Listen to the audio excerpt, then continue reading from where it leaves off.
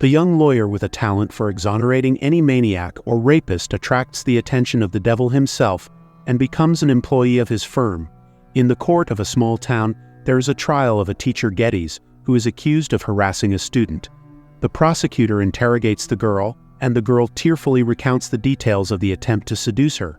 Young but successful lawyer Kevin Lomax, listening to the girl, suddenly pays attention to the defendant's hand and instantly realizes that the girl is telling the truth. The guy is overcome by doubts. He asks for a recess. Geddes is indignant at his behavior, and the journalist Larry laughs at Kevin. It seems that Lomax's victories are over. Looking at himself in the bathroom mirror, Kevin realizes that even for the sake of the truth, he is not ready to lose the case. Returning, the lawyer smashes all the arguments of the prosecution, proving that the girl accuses a respected man out of a sense of revenge. The court acquits the teacher. So Kevin, his wife Mary, and their friends go out to celebrate at a nearby bar. The company is having fun when Kevin is approached by a man who makes him a tempting offer. John Milton's Law Corporation gives him a job in New York City. A downtown apartment, a very large salary, and free flight tickets. The next day, Kevin and Mary go to see the lawyer's mother, who has prayed earnestly to the Lord in the same church all her life and tried to raise her son to be a decent man. She doesn't really like the changes in her son's life, but nevertheless, she wishes him good luck.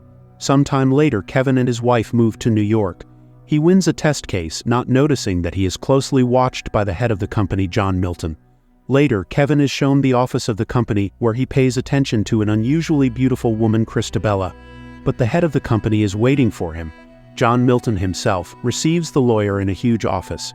The man is very charming, carefully learns all the nuances of his past activities, and praises his latest case. Continuing the conversation, he takes Kevin to the roof turned into a swimming pool. The guy is shocked by the view, and eagerly tells him that he never knew his father and that his mother is the daughter of a priest. John quotes a phrase from the Bible about wolves and sheep, and explains that millionaires commit crimes too, and it takes the best lawyers like Kevin to defend them. Later, the Lomax family is shown their new apartment. Mary is euphoric. She couldn't even dream of such a place. She doesn't want to hear about returning to their town. Kevin himself is introduced to John Milton's team, and his assistant gives him the case of the sorcerer Mose, who killed a goat as a victim. He takes to studying the case, while Mary, for the first time in her life, chooses finishes for a house without looking at the price. The lawyer arrives at Mose's house and realizes that he lives in some slum. The sorcerer explains that sacrifices are in their blood. It is a special ritual. And then he asks the name of the prosecutor, and recognizing it, calms Kevin. He will not be able to say anything at the trial, and begins to prepare a new ritual. Meanwhile, Mary, listening to the advice of her neighbor and the wife of Kevin's colleague Jackie, repaints the walls in the house, and then complains that for the first time in her life she is out of work. The day of the trial comes. Kevin makes a speech about how everyone in their community observes some sort of religious ritual. So why couldn't Mose perform his, since he was doing it in his house? At this time, the prosecutor tries to protest, but the man starts choking on his cough. He practically loses his voice, and Kevin wins the case. Later, Milton admits to the lawyer that the sorcerer is very rich, so the fee will be very large. In the evening, Mary and Kevin go to the reception to the senior manager of the firm, Eddie, where all the management is gathered, and while the woman gets acquainted with their wives, the lawyer again notices the beautiful Christabella, and as Mary approaches, John Milton himself, who called her to talk, advises the woman to change her hair, which will give her beauty. Mary is initially wary of such personal advice, but gradually succumbs to the man's charms. Meanwhile, Kevin finds Christabella on the terrace. A conversation ensues between them. The man begins to feel attracted to her, and it is clear that the feeling is mutual. But then Milton calls Kevin and Eddie into his office. A big trouble has happened at their client, construction magnate Kalin, accused of murdering his wife, stepson, and cleaning lady, and John assigns the case to Kevin. Despite Eddie's objections, returning from the meeting, Kevin immediately falls under Mary's accusation. He promised not to leave her alone during the reception, but he just left. The woman is so angry that she sends her husband to sleep on the couch. In the morning, Milton presents the tycoon his lawyer.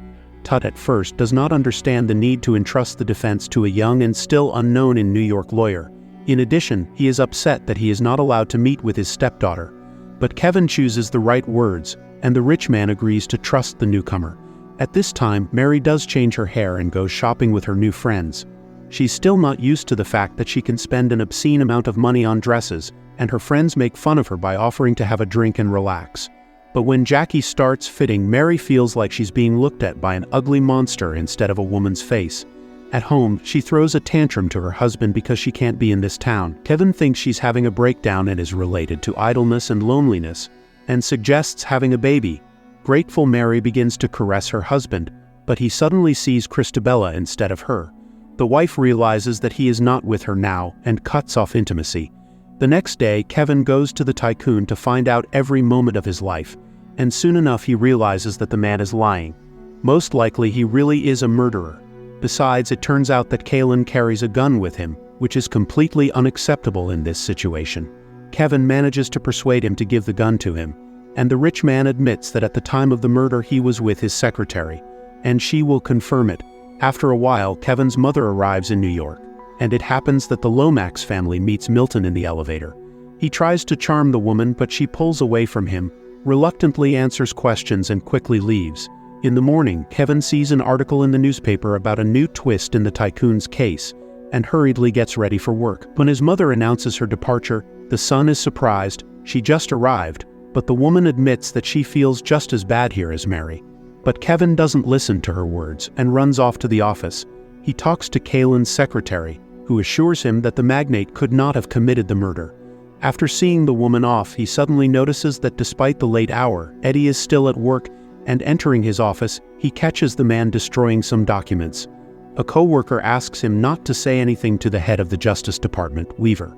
The conversation is interrupted by Milton, who invites Kevin to a boxing match, and they go there on the subway. There, Kevin is again interested in Weaver, but at that moment they are accosted by two men, and when the situation is heated to the limit, John suddenly speaks to the guys in their language, and they leave. The men have a great night, although Kevin again has to explain himself to his wife over the phone. That night, Mary has a dream in which she is looking for her husband, and in one of the rooms sees a baby sitting on the floor. She talks to the child, and that friend shows the bloody pieces of meat he is playing with. The woman immediately sees the bloody stains on her shirt and runs out of the room in horror. In the morning, Mary announces to Kevin that she has had her ovaries removed.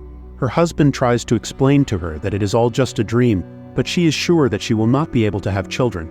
This is confirmed by the doctor she went to yesterday. The woman behaves strangely. She sees non-existent sounds, but Kevin receives an urgent message and does not give it any importance.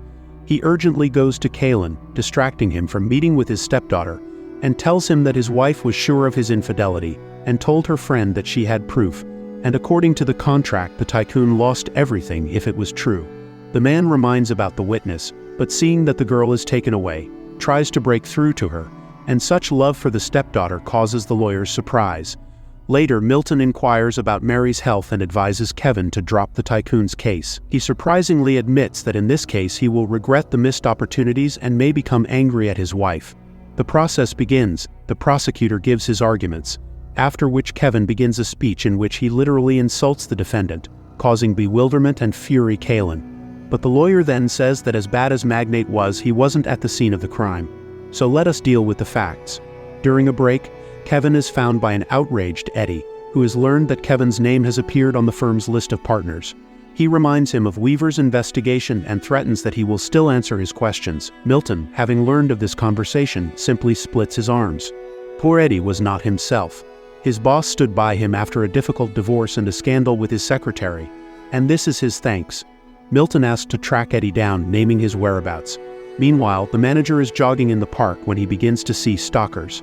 The man hides behind a tree and falls into the hands of vagrants, who beat him with sticks, demanding to give him his watch. Kevin interrogates the secretary and realizes that the woman is lying. He learns of Eddie's death, but Milton advises him not to think about him and to concentrate on the Kaylin case. The lawyer is furious, as he is convinced that the magnate is the killer. Suddenly, Milton advises to lose the case, but Kevin cannot do it. He is too ambitious. The session begins, and after a long hesitation, Kevin still calls the secretary. After the trial, the audience is in suspense. Kaylin thanks the lawyer, and the lawyer learns that his wife is not well. He finds Mary in a terrible state. The woman admits that Milton has been abusing her all day, but the lawyer is sure that the landlord has been in court with him all day. And then Mary shows the beatings on her body. Kevin takes the woman to the hospital, and there she says that the money he was getting for exonerating criminals was to blame. Later, Eddie's burial ceremony takes place, at which Kalen and his stepdaughter appear, looking at whom Kevin remembers Getty's teacher and, finally convinced of the tycoon's guilt, runs away from the cathedral. Kevin is met on the street by Weaver, who accuses the Milton Corporation of trafficking in arms and poisons, as the dead Eddie was about to testify. He tells of the arrest of Getty's, a teacher he acquitted, in whose trunk they found the girl's corpse. Kevin runs away from the prosecutor, who is immediately hit by a car. Kevin goes to his wife's house and finds his mother there. The man is depressed by the recent events, and then his mother intends to tell him the truth about his father, and it makes the man mad. And then the woman says Milton's favorite quote about wolves and sheep. Meanwhile, in the ward, Milton's assistant suggests that Mary look in the mirror and sees a monster. She throws the mirror away, pushes the woman out into the hallway and closes the door. Kevin tears inside as Mary picks up a shard of the mirror. The lawyer finally breaks down the door, but it's too late. After saying goodbye to his wife, Kevin finishes listening to his mother's story, who confirms that Milton is his father, and he realizes that his boss has been watching and manipulating him the whole time. Kevin goes to see Milton through the suddenly deserted streets of New York, and the man cynically confesses that he forced Mary into intimacy. Kevin fires a few bullets at him with Kalen's gun, but it doesn't do Milton any harm because he's the devil himself, and Kevin is so good in court because he's his son. And as for Mary, he offered to drop the case and take care of his wife, and Kevin refused. Getty's also got off by himself, and Kalen's lawyer was sure of his guilt too. Milton, on the other hand, had advised him to lose the trial, so vanity was his favorite of his sins. Milton favored his son's career as well as that of his half-sister Christabella. Milton mocks God, says that the 20th century was his century. He prepared everything for what should happen at the end of the millennium, the coming of the Antichrist into the world, and his parents should be Kevin and Christabella. And in return, the devil is ready to offer everything his son wants, victory in any court. Christabella seduces Kevin, and Milton with his own hands joins the couple in loving ecstasy. But suddenly the young lawyer pulls out Kalen's gun and puts a bullet in his temple, which makes the devil furious. Immediately, the beautiful Christabella crumbles to ashes. Kevin burns in hellfire and comes to his senses in the restroom of his hometown courthouse during a break in the Getty's trial. Finding himself in shock, he walks into the hall and sees Mary alive. He kisses his newfound wife, which leaves her bewildered, and afterward refuses to defend the pervert. He faces punishment, but the man is sure he is right. Journalist Larry asks him to give an interview because a lawyer who is tormented by conscience is just a sensation. Kevin agrees, and after leaving, the journalist's face transforms into the face of satisfied Milton. Because vanity still wins. A movie that I recommend everyone to watch. The meaning of the movie makes you think about what a person is ready to do when faced with the difficult choice of conscience or fame and fortune. Write in the comments what you think about it.